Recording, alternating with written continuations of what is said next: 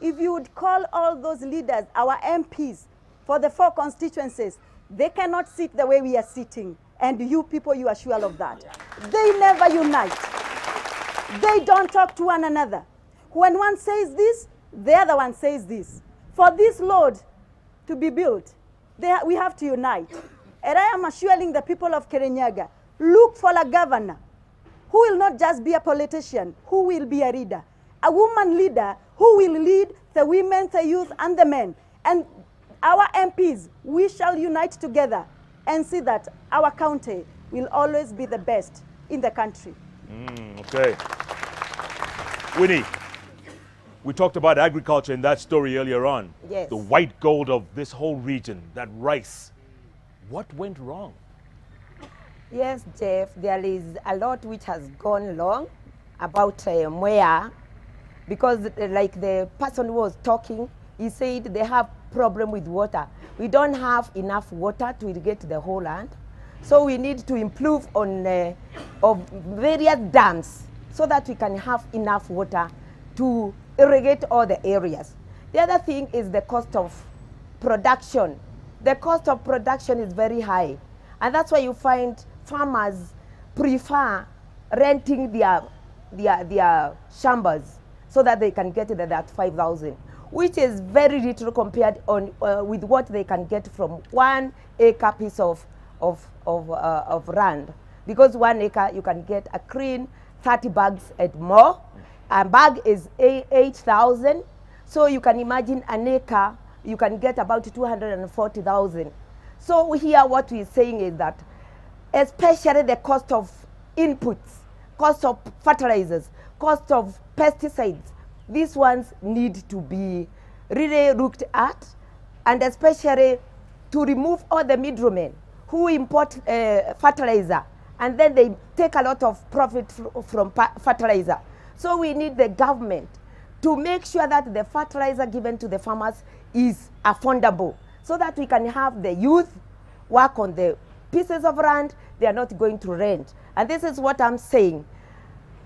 Thanks to the Constitution, because the Constitution has empowered women. And I'm saying when I'm elected as the MP for Mwea, I'll make sure that the farmers will be getting fertilizer very cheaply, pesticides cheaply, cost of production will be brought down. Everybody will be enjoying doing the farming. You said when, not if. Sorry? You said when, not if. If. No, maybe you know you're going to be. Yeah, I'm going to be, okay, by trusting God. I'm going to be the MP from Mwea. All right. Yeah. John Mwai, we talked about leadership, we talked about agriculture a little bit, we talked about infrastructure. The youth now, very important constituents in this whole thing. Many unemployed youth drinking alcohol, youth getting out of control, youth turning to Mongiki or vigilante for that matter. Is the problem in Kirinyaga County as widespread as it is in other parts of Kenya when it comes to the youth? I think it has been worse, Geoff. But as we are talking now, we have developed a new system of containing those kind of marauding behaviors. For one, when we talk about youth, there's something I've always not agreed with most of us. Youth is synonymous to education. So when you talk about youth, you talk about education. And when you talk about education, you talk about youth. When you talk about kazi kwa vijana, we talk about education kwa vijana. Because instead of talking about kazi kwa vijana, we need to be talking about education kwa vijana. Because when you talk about education kwa vijana, you are giving them permanent sustainability. When you talk about kazi kwa vijana, you are only giving them food on the table, wakimaliza wakufe. So what we are saying, what the kind of leadership we are talking about the kind of leadership which will empower the youth, not giving them the fish, the leadership that will give them the hook. So by so doing, Jeff, you realize that in Kirinyaga County, unlike many counties in this country, you go to Meru, they have about 5 universities. You go to Nyeri, they have about 6 universities. So when they talk about the youth, practically the leaders are demonstrating the presence of the youth in Nyeri. When you come to Kirinyaga County, we are talking about the youth And we even don't talk about the youth until it is the time of election. That is when we start thinking about the youth. So what we are saying, if you want to control the youth in totality, we need to go back to our village polytechnics. We need to go back to our technical schools. We need to work collectively and come up with a strong education system for the youth. I want to remind the people of Kirinyaga one thing. 9 years ago, about 9 years ago, when I was the chairman for the private schools in Kirinyaga County, I was a member of the District Education Board. And that is when I realized a very, very wanting gap. And that is when I proposed to the District Education Board that we need to convert Kirinyaga Technical to a university. And I would like to challenge any single leader who spoke about it before me. And since then to date, we have tried the East, we have tried the West. All the leaders seem to be blind, waiting for the election time to abuse the youth. Joseph Jati, do you agree? Do you agree? Jeff, I totally agree.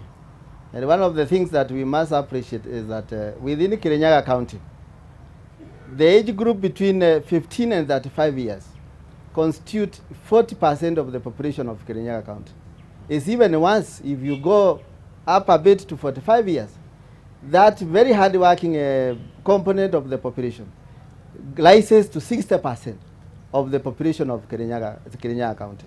So I think when it comes to the issues of the youth, Jeff, this is a national disaster, which goes down to the county level, especially in Kirinyaga. If you go back once into the history of Kirinyaga County, we had various industries. We had the tanneries, we had the rice mills, we had the cotton. Name them. We had small enterprises here which were occupying our youth. And I think we have one major component of the economy, the land. The land in Kirinyaga, as we grow in terms of population, the land is not increasing. So I think we shall have to require a leadership, and like Bwana Kabuya said, we must start with education. An educated society will be able to fend for itself, and they will be able to even migrate. We require to have diaspora Kirinyaga people moving out of this county of ours. And I think that is one area also as Kirinyaga people. We have been very conservative. When the people of Murang'a, Kiambu and the company migrated to Rift Valley and other parts of Kenya, as we are very contented because our Kirinyaga county is very fertile and very good. But time has caught up. The population has caught up with us, and we cannot make it right now. So we need a very serious strategic plan to revive those industries of ours, to build more tertiary institutions so that our youth can be able to be trained even on dressmaking, hairdressing. Name them, that those youth that don't go to the university, they have something on the job training for them to be able to fend for themselves, their families, and the county at large. So we need to address the education system in this county of ours. We have about 111 secondary schools. Our children, we are giving birth at the rate of 3.6% per annum.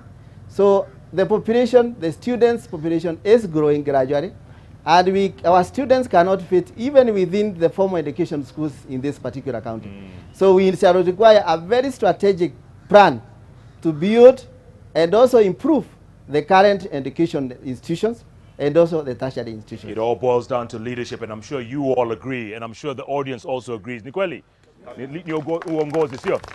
Okay, what we're going to do, we're going to take a break right now. When we come back, maswali.